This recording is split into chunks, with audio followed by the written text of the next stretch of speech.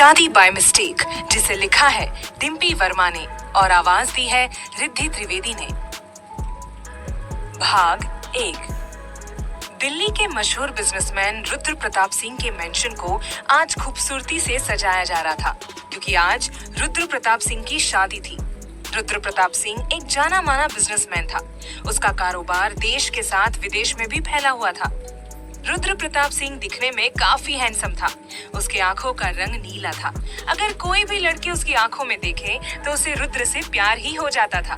पर रुद्र ने आज तक किसी भी lड़की को नजर उठाकर नहीं देखा था। वो शादी भी नहीं करना चाहता था, पर आज उसकी शादी हो रही है। वो अपनी माँ अवंतिका प्रताप सिंह के बोलने से शादी कर रहा था। वो अपनी माँ की कोई भी बात नहीं टालता था।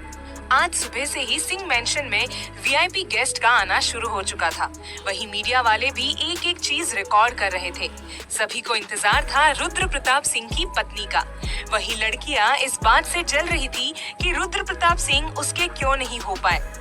वहीं एक लड़की सिंह मेंशन के कमरे में बैठी थी और लगातार चक्कर काट रही थी। उसकी नजर बार बार दरवाजे पर ही जा रही थी। उस लड़की का नाम नव्या था। उसकी शादी रुद्र प्रताप सिंह से होने वाली थी। तभी एक लड़का कमरे के अंदर आता है और उसके साथ एक और लड़की थी।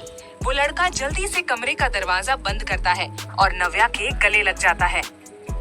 नव्या हड़बड़ाहट में बोली, विकी, तुम कहाँ थे? मैं कब से तुम्हारा इंतजार कर रही थी। 4 बार मुझसे पूछ लिया गया है कि मैं बाहर कब आऊंगी। मैं बहाने करके कमरे में बैठी हुई हूँ। अब अगर मैं यहाँ 2 मिनट भी रुकी ना तो रुद्र खुद आ जाएगा मुझे लेने, और अगर वो आ गया ना तो मुझे जाना ही पड़ेगा। मुझे उससे शादी नहीं करनी है। विकी उसे शांत करते हुए बोला, जानता हूँ तुम चिंता मत करो, तुम्हारी शादी सिर्फ मुझसे ही होगी। और देखो मैं किसे लाया हूँ। नव्या विकी के बगल में खड़ी लड़की की तरफ देखती है, जो उसकी बेस्ट फ्रेंड श्रेया थी। नव्या श्रेया से बोलती है, श्रेया तू? श्रेया बोली, हाँ नव्या, बात करने का ज्यादा समय नहीं है। तू एक काम कर, तू अपने कपड़े मुझे दे और मेरे कपड़े तू पहन ले। नव्या हैरानी से बोली, पर तू शादी का जोड़ा कैसे पहन सकती है? श्रेया बोलती है, देख ज्यादा मत सोच, मैं कौन सा रुद्र से शादी करने वाली हूँ। मैं बस कुछ देर के लिए ही ये शादी का जोड़ा पहनकर बैठूंगी। तब तक तू और विक्की इस मेंशन से बाहर निकल जाना। उसके बाद मैं भी जल्दी से चेंज करके यहाँ से निकल जाऊंगी। विक्की बोलता है, हाँ ये अच्छा आइडिया है नव्या, मैं बाहर वेट कर रहा हूँ। जल्दी से तुम दोनों अपने अपने कपड़े बदल लो। इतना बोलकर विक्की कमरे से बाहर चला जाता है। श्रेया दरवाजा लगा देती है और नव्या को अपने कपड़े दे देती है। नव्या भी उसे शादी का जोड़ा निकाल कर दे देती है। दोनों जल्दी से कपड़े पहन लेती है। नव्या फिर उसके गले लगकर बोलती है, थैंक यू सो मच मेरी मदद करने के लिए श्रेया। श्रेया बोलती है, पागल है क्या, बेस्ट फ्रेंड को थैंक्स बोलती है। अब जा जल्दी, इससे पहले कोई देख ले।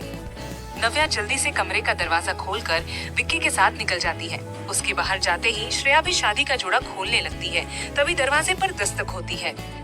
श्रेया आवाज सुनकर जल्दी से घूंघट से अपना चेहरा ढक लेती है और आवाज बदलकर बोलती है, कौन है? बाहर से आवाज आती है, मैडम रुद्र सर आपको बुला रहे हैं। शादी का मुहूर्त हो गया है, सारे गेस्ट आ चुके हैं। श्रेया बोलती है, मुझे 5 मिनट और लगेंगे। औरत बोलती है, मैडम अब मैं 2 मिनट भी नहीं रुक सकती और सर ने कहा है कि आपको अभी इसी वक्त लेकर आए। श्रेया थोड़ा सख्त आवाज में बोलती है, मैंने कहा ना मैं 5 मिनट में आ रही हूँ, जाओ यहाँ से। वो औरत ये सुनकर वहाँ से चली जाती है। श्रेया फिर से कपड़े खोलने लगती है। तभी एक तेज झटके के साथ दरवाजा खुल जाता है। श्रेया ऐसे अचानक दरवाजा खुलने से बुरी तरह घबरा जाती है। वो फिर जल्दी से अपना चेहरा ढक लेती है। रुद्र गुस्से में अंदर आते हुए बोलता है, कब से 5 मिनट सुन रहा हूँ, चलो शादी का मुहूर्त निकल रहा है। श्रेया उसे कोई जवाब देती तब तक रुद्र उसका हाथ पकड़कर उसे जबरदस्ती खींचता हुआ कमरे से बाहर ले जाता है। श्रेया हॉल में आ चुकी थी। वहाँ सारे गेस्ट और मीडिया की नजर उसके ऊपर ही थी, पर कोई भी उसका चेहरा नहीं देख पा रहा था। अवंतिका मुस्कुराकर बोली, ये है रुद्र की होने वाली पत्नी। रुद्र जाओ, अब तुम दोनों जल्दी से मंडप में बैठो, बहुत लेट हो चुका है। रुद्र अवंतिका की बात सुनकर सर हिलाकर बोलता है, जी माँ। वो फिर श्रेया का हाथ पकड़कर मंडप की तरफ ले जाने लगता है, पर श्रेया के पैर कांप रहे थे। उसे कुछ समझ नहीं आ रहा था कि वो क्या करे। उसके कदम आगे बढ़ ही नहीं रहे थे। रुद्र उसकी तरफ देखकर धीरे से गुस्से में बोलता है, क्या तमाशा कर रही हो तुम? श्रेया धीरे से बोलती है, देखिए आप मुझे गलत समझ रहे हैं। रुद्र बोलता है, मतलब क्या गलत है क्या सही ये शादी के बाद डिसाइड करेंगे हम, चलो अब। इतना बोलकर वो उसका हाथ और कसकर पकड़ लेता है और उसे मंडप पर ले जाकर बैठा देता है। वो भी फिर उसके बगल में जाकर बैठ जाता है। थोड़ी ही देर में शादी की रस्में शुरू हो जाती है। श्रेया धीरे से बोलती है, रुद्र जी मेरी बात तो सुनिए। रुद्र गुस्से में बोलता है, जस्ट शट अप, चुपचाप से बैठी रहो और ये बार बार बीच में बोलना बंद करो। श्रेया फिर खामोश हो जाती है। थोड़ी देर के बाद दोनों फिर फेरों के लिए खड़े हो जाते हैं। फेरे होने के बाद दोनों वापस मंडप में बैठ जाते हैं। रुद्र फिर श्रेया की मांग भरता है और उसे मंगलसूत्र पहनाता है। पंडित जी अवंतिका से बोलते हैं, शादी संपन्न हुई। अवंतिका पंडित जी की बात सुनकर मुस्कुरा देती है। वो फिर रुद्र और श्रेया के सर पर नोटों की गड्डी घुमाती है और एक नौकरानी को पैसे देते हुए बोलती है, सारे गरीबों में बांट लो। नौकरानी वहां से चली जाती है। तभी एक मीडिया वाला अवंतिका से बोलता है, मैडम अपनी बहू का चेहरा तो दिखाइए, हम सब बहुत देर से रुद्र सर की पत्नी का चेहरा देखना चाहते हैं। अवंतिका बोलती है, हाँ बिल्कुल। अवंतिका श्रेया के पास आती है और उसका घूंघट उठाने लगती है। श्रेया की घबराहट बहुत ज्यादा बढ़ गई थी। वो अपने कपड़े को अपनी मुट्ठी से कसकर टाइट पकड़ लेती है। अवंतिका जैसे ही उसका घूंघट उठाती है तो वो पूरी तरह से चौंक जाती है। वहीं रुद्र भी श्रेया का चेहरा देखने लगता है। गोरा चेहरा, 2 बड़ी आंखें, माथे पर एक छोटी सी बिंदी, बालों का एक लट श्रेया के गालों को छू रहा था। होठों पर गुलाबी लिपस्टिक।